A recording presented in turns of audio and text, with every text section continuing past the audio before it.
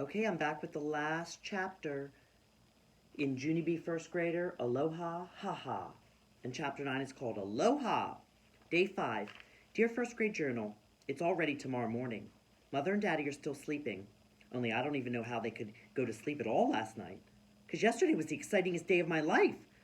Donald talked into the microphone the whole way home, and he said that the bird was just a baby and it thought my head was a giant flower probably. Also, he said how brave I was and that I was a delightful little girl. It was a very interesting conversation, but that was not even the end of my exciting bird day. On account of last night, I took a bubble bath, and Squeezer got all warmish and soapish. And what do you know? He slipped right off with the bubbles.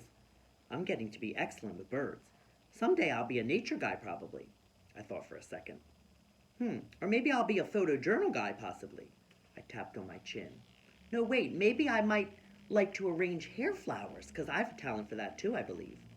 From Junie B. Nature Guy, and other possible stuff.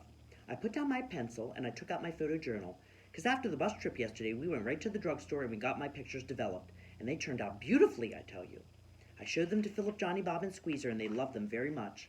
Also, I tried to show them to Dolores, but she was busy getting a facial. After I finished looking at the pictures, I lined them up in my journal, and I printed their captions all nice and neat, and I smiled as I read them aloud. Day 1, Grouchy Ladies. Day 2, Doofus Girl and Squeezer. Day 3, Hawaii's making a fool out of me. Day 4, a bus full of old people. I am stunning. A bird in the hair. A bird in the hands.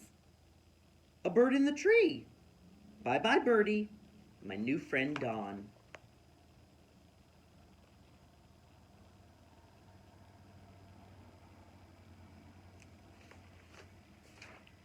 Mr. Scary was right. A photojournal really does tell a story in pictures. And Don was right, too. My bird picture was 1 in a million. I did a sigh. 1 in a million, I whispered. You really can't beat 1 in a million.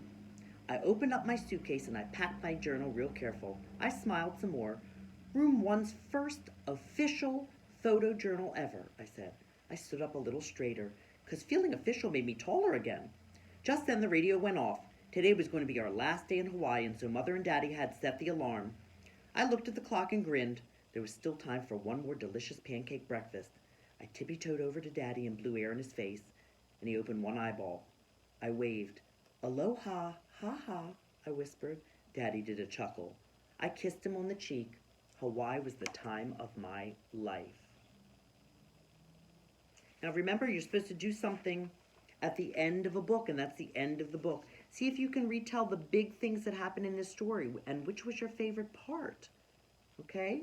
Tell mommy or daddy, or your brother or sister. Tell them what your favorite part was and tell them the big things that happen in this story and maybe what Junie B learned in this book. What do you think the author was trying to teach us? All right? I'll see you next time for the next book.